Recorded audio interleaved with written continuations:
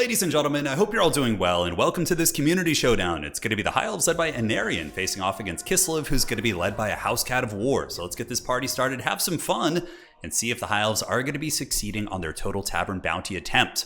So the bounty is going to be winning with 3 Shadow Walkers as well as Alith in the semifinals or grand finals of a tournament. I believe this was a semifinal match. And this is certainly a tough one. I mean, Shadow Walkers don't really have the best armor piercing. So against Kislev, that's going to be a tall order. Alith, a little bit more applications. He's basically a mobile bolt thrower character. So he can sit there, has big armor piercing, can shoot at cavalry units, snipe characters, chariots, whatever.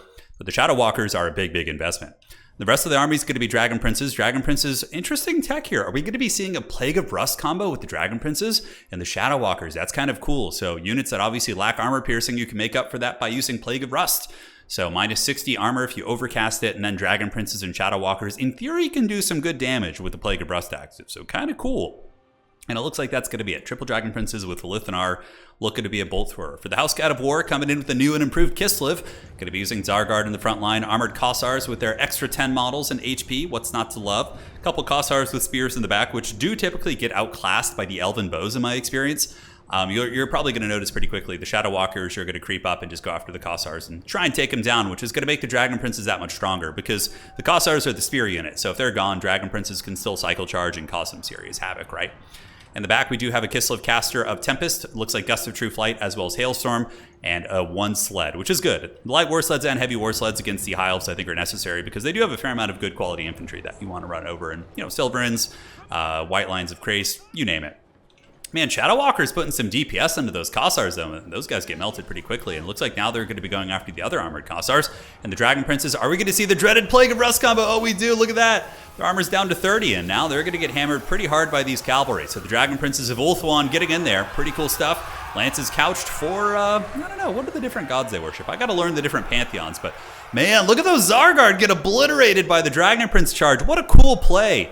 And the Dragon Prince is on the other side doing the same thing, and the Warlines of Crace also going to be jumping in there after the Zargard.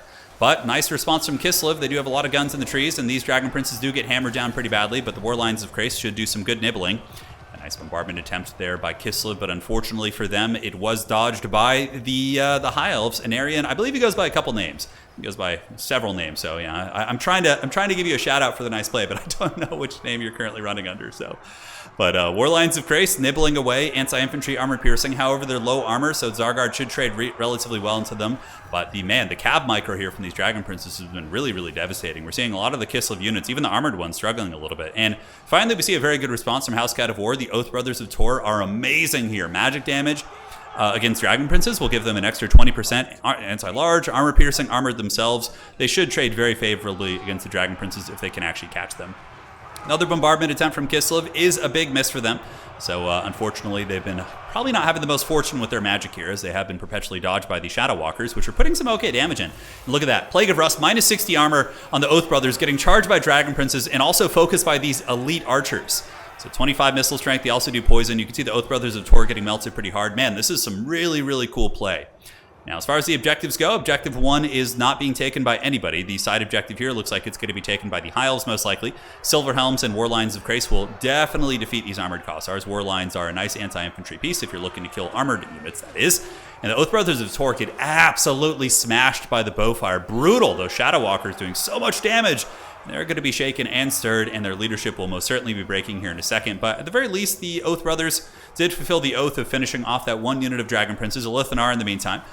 He's fighting here and stuck in melee with Zargard. That's what tends to happen to him, is he just kind of runs out of ammo and gets stuck in melee. We do get more Warlines of Crace coming in, getting pistol blasted in the face, but not before they get into contact with the armored Kossars. And man, it's cool to see. I've actually played against this High Elf player several times, and he's been beating my Warriors of Chaos.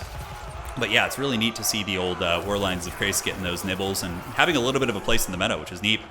Nice bombardment there. Did go down on the Zargard. That was a Searing Doom, and it looks like there is a bombardment call in from Kislev, and that one is missed once again. So man, poor Kislev has probably gotten like almost no value with its magic this game, which I think is one of the big differentiating factors. Like if you look at the value difference, if Kislev had been having equally as effective magic, the value would be pretty close, but it seems like they've gotten probably only like 1 to 200 value from their magic. Shadow Walkers putting some good fire downtown, but Kislev's endurance is proven to be strong as the armored Kossars move up, rip some pistol shot Zargard, heading back here, and the objective is going to be wrestled. We do also get some Kosovo dervishes coming in to dive these Shadow Walkers, but there is a response of Reavers. Reavers, I believe, do have better stats. And yeah, should win this fight, even with the Kosovo dervishes being relatively unbreakable. But the fact that they're damaged and the Reavers are full health is going to be the big factor there. Yeah, close fight, very, very scrappy. Kislev is enduring. They kind of have that dwarf trait where it looks like it can look like sometimes they're getting massacred, but then they just somehow they return. And their durability can really, really play huge dividends here. And also the fact that the Heil player is being forced to use Alith Anar for this bounty attempt is a huge nerf. Alith Anar is pretty mediocre in my opinion. It's only got about 500 value, and now we are going to see a bombardment that probably will be pretty good for Kislev. That is going to nail those Rangers right on the head. So nice cast right there as the Rangers do try and salvage this objective, and they might not be able to though, man. That's a lot of Armored Kossars. Armored Kossars with their recent buffs, rocking, those are great open Kossars, but the basic ones have like 40 melee attack, which is crazy good. But super scrappy match, but it looks like Kislev's starting to get a little bit of momentum back in this one. As the cavalry fight here is won by the Reavers. Will they go into the Armored Kossars? Probably not a good idea. We're going to be seeing Silverhelms coming out, which of course the Plague of Rust won't do terribly. And that's the cool thing about Shadow Walkers as well, is Shadow Walkers do have really good combat stats, 43, 40, and 34. The problem being is that they have a low model count, but you can see they actually are able to clean up those Armored Kossars as the Silverhelms do come out and get a nice shock charge into those Zargard, which are now officially broken. So close battle, ladies and gentlemen, but still Heil favored, I would say. The Narnia lines nibbling away here as we are going to get another bombardment once again. I don't think that's going to be enough, though. The Rangers and Narnia lines probably will still win this, although that bombardment might be able to break the Narnia lines, which could flip it for the Kislevites here. No, don't think so.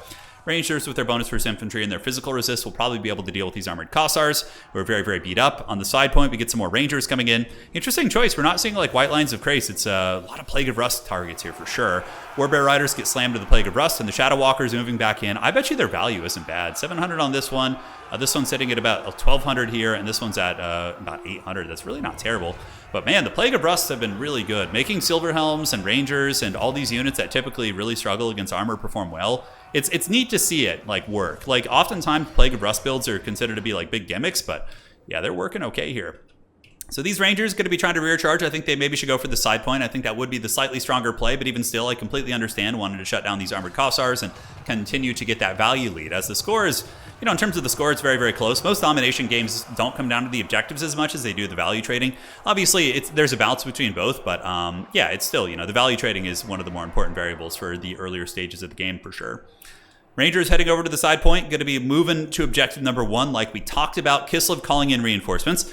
The Watchman and the Knight, a great unit. I actually really like these RORs. And considering it's mostly Rangers and light armor, I think they're going to be a good choice. Granted, being unshielded, if they do get Plague of Rusted and charged by any sort of big shock cab, they're going to suffer really, really badly. So we'll have to see how that works out.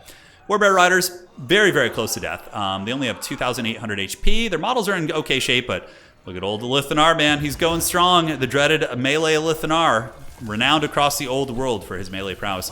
Nice bombardment right there. Looks like it does clear out some of those units. And the Warbear Riders down to 10 models. But man, the Elves really, really taking control of the objectives. And Kislev going to be spamming out some Kosovo dervishes. The classic desperation unit for Kislev. Looking at the value, 9.8 against 8.5. The Elves, I don't believe, have any healing, though. So that is a very, very true value metric. As the Watchman in the Night, one of the cooler looking units in the game. Going to be moving up, but I would wager a Plague of Rust is going to be sitting in the back pocket for them as they are going to get charged by Silverhelms. And bombardment from Kislev in the back on the Rangers, not bad. Is the Plague of Rust going to be going down? It looks like maybe a little bit low in Winds of Magic. But nonetheless, a big blob fight is underway, and the Plague of Rust is now active, so their armor's down to 20, so they're going to be taking a lot more damage as the Dervishes do move in to do battle with Shadow Walkers and Rangers, both of which have okay combat stats, so those Kosovo Dervishes going to be paying the price. Nice Searing Doom there by our Elf player, whereas on the other side, it looks like the Warbear Riders do eventually lose the fight. They are dragged down by the Elves and will be sent back to the Shadows, or I guess the frozen north from whence they came. Warbear Riders, very, very cool, but did not get the job done there, ladies and gentlemen. It looks like it is going to be a triple cap for Kislev, looking at the value lead.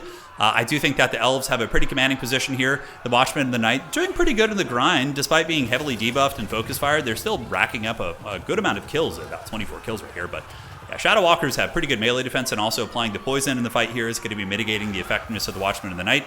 Rear charge from Silverhelms, and Alith Anar, he's finally escaped his cage here. Now he's ripping shots at the Lord, the Bolt Thrower, the blessed 69 kills. That's what she said on Alith Anar.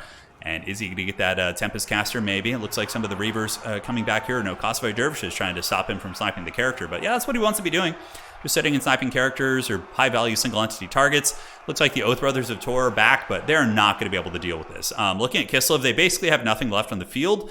We do see the Reavers just guarding the side objective. We do see Illyrian Reavers here. And nice bombardment, though. That's going to be a really good one. That's going to get mad value. You can see that pulls like 300, 400, 500 value right there. Yeah, not bad at all, but it's not going to be enough. Oath Brothers of Tor are a really good anti-large armor-piercing unit, but not going to be exceptional at clearing out chaff and ground-based units. So you could just honestly tar pit them with Rangers and Shadow Walkers and then just swarm them with other units, and they're not going to be able to get the job done. Then you Plague of Rust them.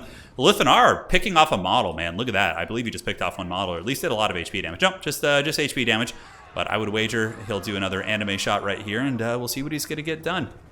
With Brothers pulling back into the shadows, Lithanar preparing his bow and arrow, and does he pick off a model there? He doesn't. It looks like they're able to pull back.